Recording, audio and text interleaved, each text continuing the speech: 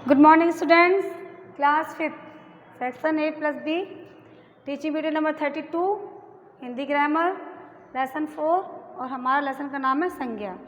आप लोग सब पढ़ चुके हैं इससे पहले भी संज्ञा के बारे में, फिर भी आपको एक बार फिर से समझा रहे हैं जिससे आपको अच्छी तरह से समझ में आ जाए और आपका रिवीजन भी हो जाए। तो संज्ञा किसे कहते हैं? संज्ञा का शाब्दिक अर्थ होता है नाम। जिस शब्द से हमें किसी व्यक्ति, वस्तु, स्थान के बारे में पता चलता है उसे संज्ञा कहते हैं। किसी व्यक्ति, स्थान या भाव के नाम को संज्ञा कहते हैं। आप संज्ञा की डेफिनेशन लिखें।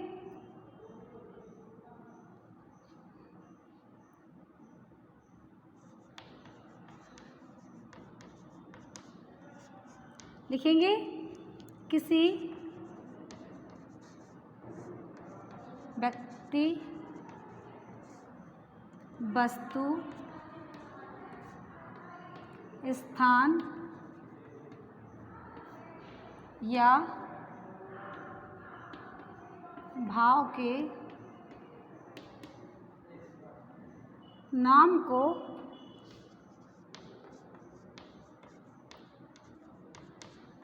संज्ञा कहते हैं। जैसे हमने लिखा राम।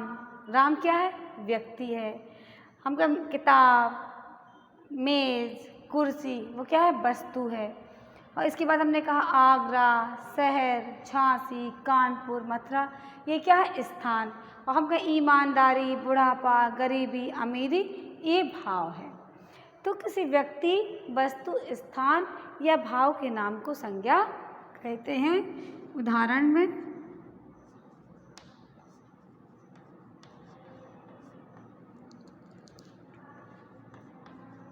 राम, कानपुर, आगरा आदि। आप जानते हैं कि संज्ञा के कितने भेद होते हैं? संज्ञा के 3 भेद होते हैं: व्यक्तिवाचक, जातिवाचक और भाववाचक। प्रॉपर नाउन, कॉमन नाउन और एब्स्ट्रैक्ट नाउन। संज्ञा के भेद।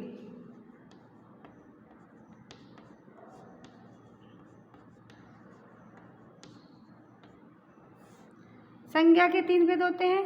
पहला होता है आपका व्यक्तिवाचक संज्ञा।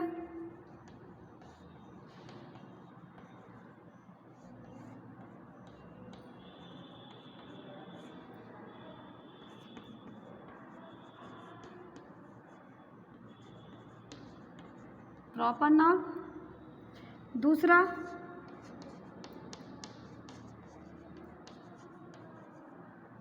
जातिवाचक संज्ञा।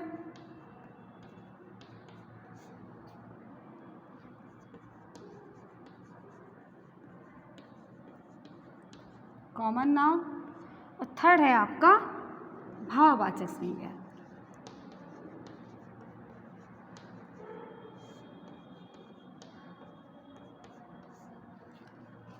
Abstract noun.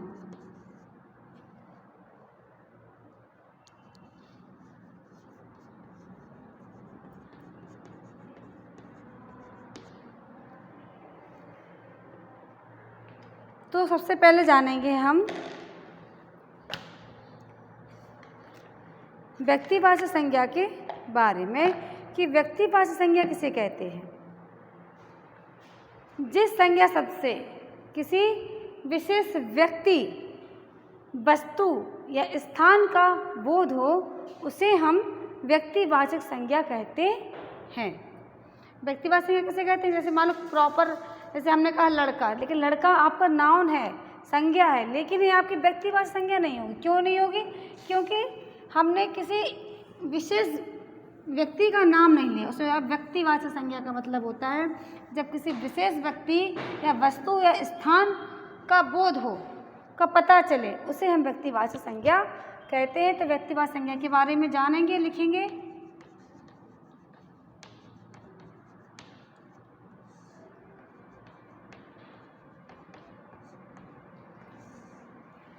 किसी विशेष जिस संज्ञा शब्द से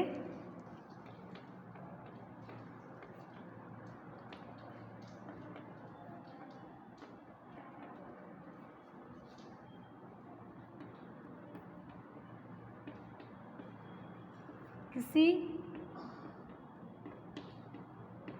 विशेष व्यक्ति, स्थान, वस्तु, किसी विशेष व्यक्ति, वस्तु, स्थान के नाम का, देखो नाम आ गया इसमें, नाम का पता चले,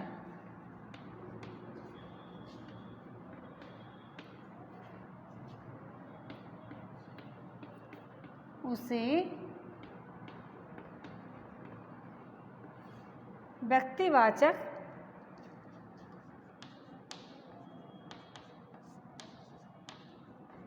संज्ञा कहते हैं।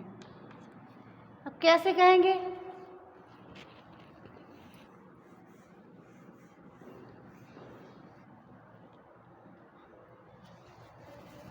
जैसे हमने लिखा गंगा, नदी। नदी तो कोई भी हो सकती है, गंगा, यमुना, सरस्वती, बेतवा। लेकिन जब हम कहें गंगा नदी, तो हमने क्या गंगा नदी को प्रॉपर उसका नाम लिया। जब किसी का प्रॉपर नाम लेते हैं, विशेष नाम लेते हैं, तो वो आपकी व्यक्तिवाचक संज्ञा के नाम अंतर्गत आती है। जैसे हम कहें कि यह बहुत बड़ा शहर है, शहर तो लेकिन कौन सा शहर है, और यदि हम कहें कि आगरा बहुत बड़ा शहर है, तो हमने उस शहर को अलग संबोधित किया, अलग नाम लिया, उसका विशेष नाम लिया है। तो जब किसी व्यक्ति वस्तु का हम विशेष नाम लेते हैं, तो वो आपकी व्यक्तिवाचक आती है। जैसे हम कहें लड़का, लड़का तो कोई भी हो सकता है। लेकिन जब हम कहें कि मोनू, सोनू या किसी और सुभाष, इस तरह से किसी बच्चे को प्रॉपर नाम लेके बुलाते हैं, तो वो व्यक्तिवाचक हो जाता है। तो डेफिनेशन आपको समझ में आ गई होगी। जब किसी व्यक्ति को विशेष रूप से उसका नाम लेके बुलाया जाता है, या किसी वस्तु के बारे में जाना जाता है, स्थान के बारे में जाना जाता है, उसे व्यक्तिवाचक संज्ञा कहते हैं। उदाहरण लिखिए, जैसे गंगा एक पवित्र नदी है। ठीक है, तो गंगा इसमें कैसी है? प्रॉपर नाउन है, आपकी व्यक्तिवाचक संज्ञा है। नदी भी संज्ञा है इसमें, लेकिन नदी आपकी कॉमन नाउन में आती है। दूसरा, कानपुर एक बड़ा शहर है। कानपुर तो महानगर है, बड़ा शहर है। तो कानपुर क्या है? स्थान का नाम है। शहर आपकी कॉमन में है और कानपुर आपका व्यक्तिवाचक है। थर्ड,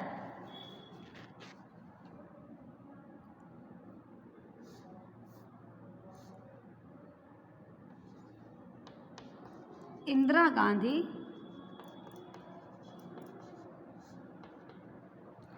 गांधी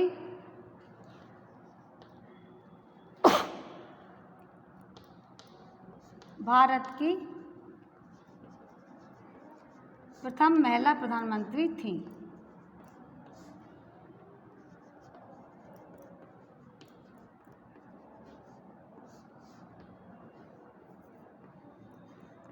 तो किसका इसमें कौन विशेष है? व्यक्ति इंदिरा गांधी। तो आपकी इंदिरा गांधी कॉमन नाउन में आती है। जब किसी का विशेष नाम लिया जाता है, तो वो आपका कॉमन नहीं, व्यक्तिवाचक संज्ञा के अंतर्गत आती है। तो बच्चों, आज आपको व्यक्तिवाचक संज्ञा के बारे में समझाया है। कल आपको हम अपने नेक्स्ट वीडियो में जातिवाचक और भाववाचक संज्ञा के बारे में समझाएंगे। तो आपको जो मैंने राइट किया है, इसे अपनी कॉपी पर राइट कीजिए सुंदर, अच्छी गुड हैंड राइटिंग में। संज्ञा की परिभाषा याद करें, व्यक्ति संज्ञा के कितने भेद होते हैं और व्यक्तिवाचक संज्ञा किसे कहते हैं, इसके बारे में जानें, पढ़ें।